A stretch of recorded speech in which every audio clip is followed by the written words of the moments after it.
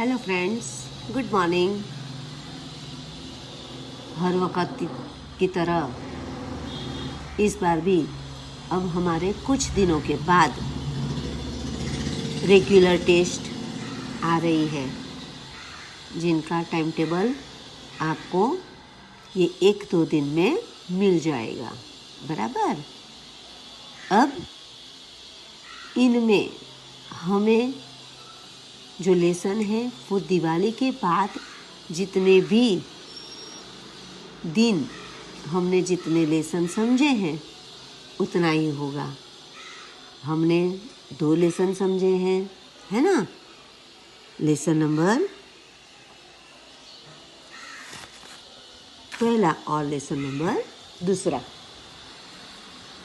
तो ये 2 लेसन में से आपको 50 मार्क्स का प्रश्न पत्र पूछे जाएंगे। अब हमारा ये दूसरा लेसन के अंदर कुछ स्वाध्याय बाकी है जो हम समझ लेंगे। बराबर। अब हमने अब तक अभ्यास के प्रश्न 1 से 4 समझे हैं।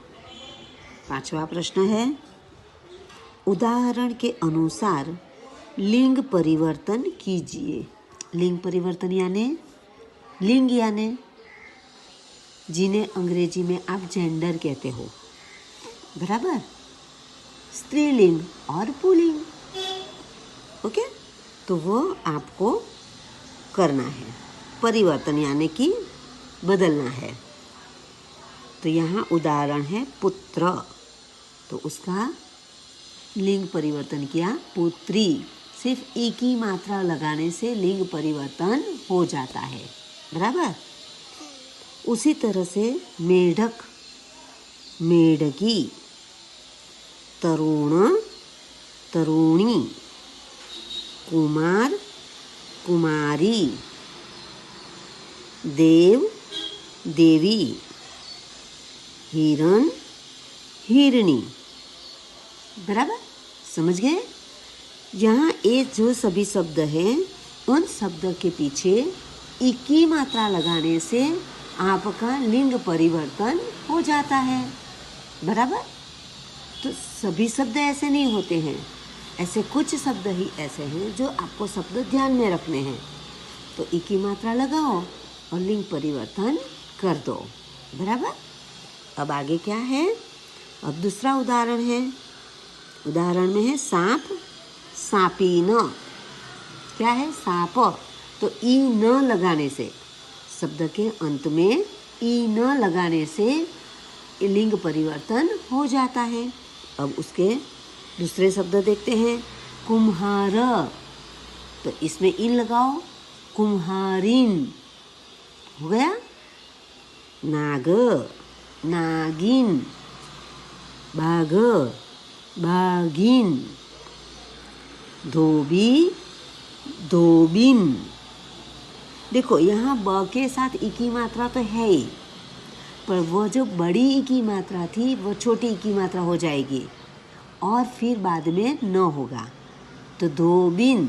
बराबर, इतना ध्यान में रखना। ग्वाला, यहाँ पर आ की मात्रा है, वो आ की मात्रा निकल जाएगी और ग्वालीन। बराबर।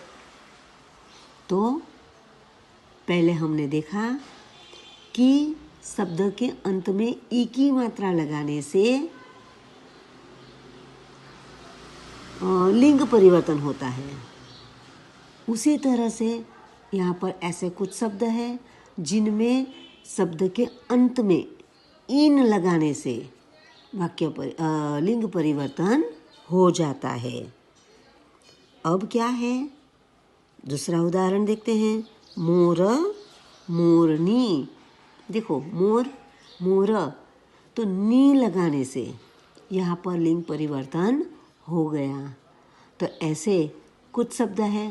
कैसे शब्द, शेर, शेरनी, जादूगर, जादूगरनी, मास्टर मास्टरनी, डॉक्टर डॉक्टरनी, ऊंट ऊंटनी। समझ गए आप? पहले उदाहरण में क्या देखा? ई की मात्रा लगाई। दूसरे उदाहरण में क्या देखा? इन।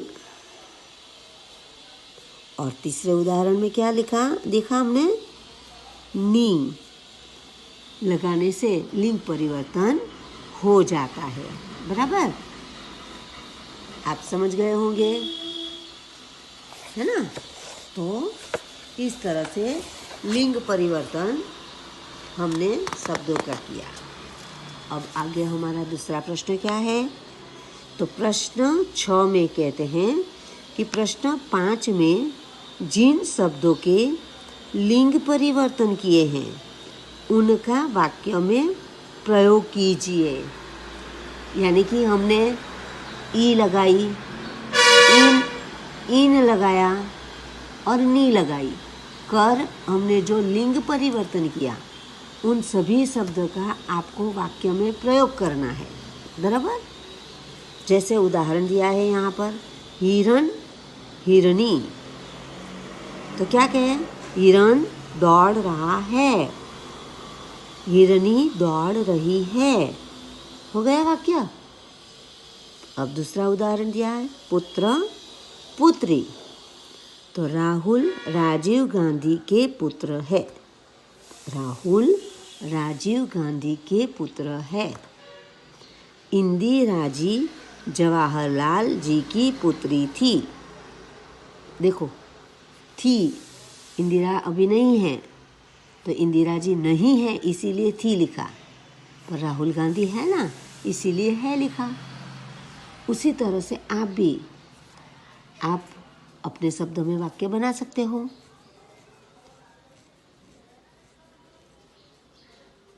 मैं मेरे दादाजी का प्यारा पुत्र हूँ। पुत्र तो नहीं कह सकते, पोते, तो पापा का लिख दो। मैं मेरे माता पिता का प्यारा लाडला पुत्र हूँ। तो पुत्री के बारे में, मेरी बहन मेरी माता की लाडली पुत्री है। बराबर? तो आप इस तरह से अपने शब्दों में वाक्य बनाओगे। तो प्रश्न 5 के अंदर जो हमने ये शब्द लिंग परिवर्तन किए, ये सभी शब्द आपको वाक्य में प्रयोग करने हैं। मेढक मेढकी। तो मेढक के लिए, मेढक बारिश में ड्राव ड्राव करते हैं। मेढक और मेढकी पानी में रहते हैं। या फिर तालाब में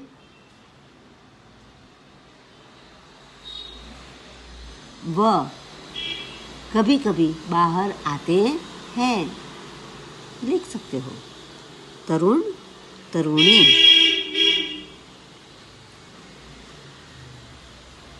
बड़े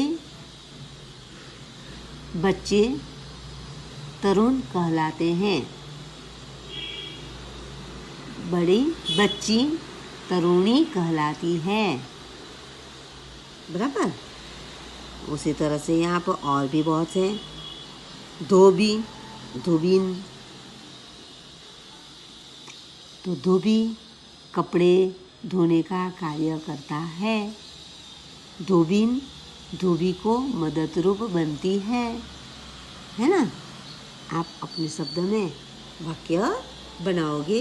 ये सभी वाक्य आपको छोटे छोटे बनाओ, कोई बात नहीं। बराबर? तो बनाने का प्रयत्न करोगे। अब आगे एक प्रश्न और है। क्या है प्रश्न नंबर 7? चित्र के आधार पर चर्चा करके कहानी लिखिए। यहाँ पर चित्र देखना है और कहानी बनानी है। तो पहला चित्र है, चूहा है, कछुआ है, हिरण है, कौवा है ना। तो इन चारों की यहाँ पर कहानी है और वो कहानी आपको लिखनी है। तो कहानी हम कहते हैं कि एक जंगल था, उसमें एक तालाब के किनारे कौवा, हिरण, चूहा और कछुआ ये 4 मित्र रहते थे। एक दिन हिरण घूमते घूमते शिकारी के जाल में फंस गया। कौवा, चूहा और कछुआ कहीं दूर चले गए थे। उसने मित्रों को आवाज़ दी पर वहाँ कोई नहीं था। क्या कहते हैं, एक जंगल था, उस जंगल के किनारे ये 4 मित्र रहते थे। कौन कौन से 4 मित्र? तो कौवा, हिरण, चूहा और कछुआ। तो चारों मित्र एक दूसरे के काम में आते थे। एक दिन एक शिकारी वहाँ शिकार करने के लिए आया तो उसने हिरण को अपने जाल में फंसा लिया। हिरण ने बचने के लिए अपने ये बाकी 3 मित्रों को बहुत बूम लगाई पर किसी ने उसकी सुनी नहीं। क्यों नहीं सुनी? क्योंकि वो बहुत दूर निकल गए थे।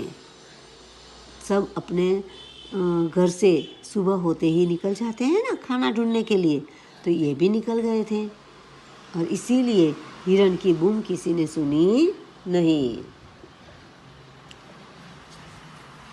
फिर क्या हुआ देखो, कुछ समय के बाद कौवा आया। कुछ समय बीत गया और कौवा वहाँ आया। उसने हिरण को जाल में फंसा हुआ देखा तो बहुत दुखी हुआ। अपना मित्र था और उसे जाल में फंसा हुआ देखा तो वो बहुत दुखी हो गया।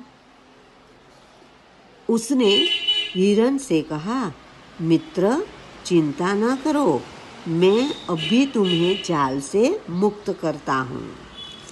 कौवे ने हिरण को आश्वासन दिया कि तुम घबराओ मत, मैं तुम्हें अभी जाल से मुक्त करता हूँ।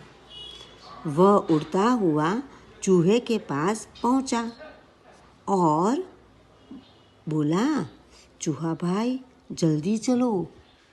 देखो मित्र थे और इसीलिए वह चूहे से कहता है क्योंकि जाल काटनी पड़ेगी।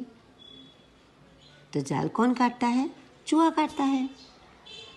और कौवा तो उड़ सकता है तो जल्दी जल्दी उड़कर वह चूहे को ला सकता है। इसीलिए वह चूहे के पास चला गया और कहता है कि चूहे भाई जल्दी चलो। अपना मित्र हिरण शिकारी की जाल में फंस गया है। हमारा जो मित्र हिरण है वह शिकारी की जाल में फंस गया है। जाल काट कर उसे तुम ही मुक्त करा सकते हो। जाल कौन काट सकता है? चूहा। तो तुम ही मुक्त करा सकते हो, छुड़वा सकते हो, इसीलिए तुम जल्दी चलो। ऐसा करो कि तुम मेरी पीठ पर बैठ जाओ तो हम जल्दी पहुंच जाएंगे। कैसे जल्दी पहुंचेंगे?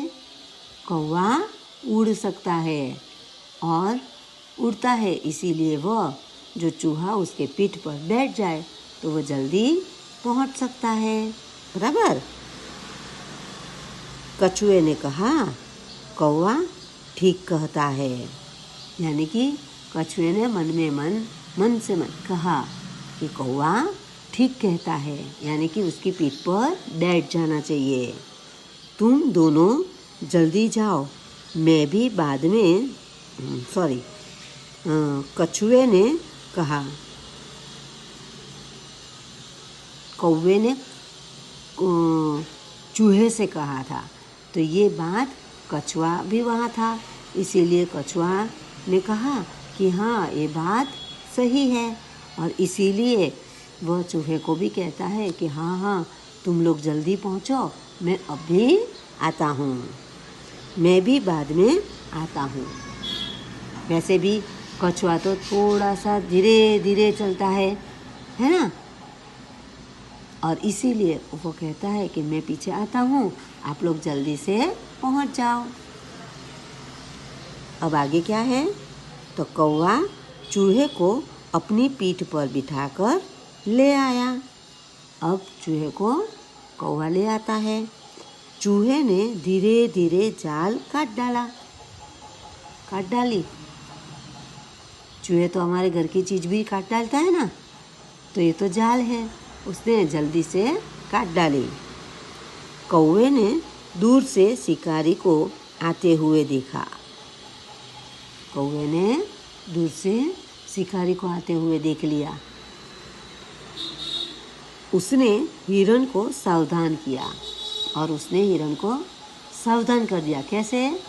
उसने कह दिया कि शिकारी आ रहा है, और हिरण सावधान हो गया।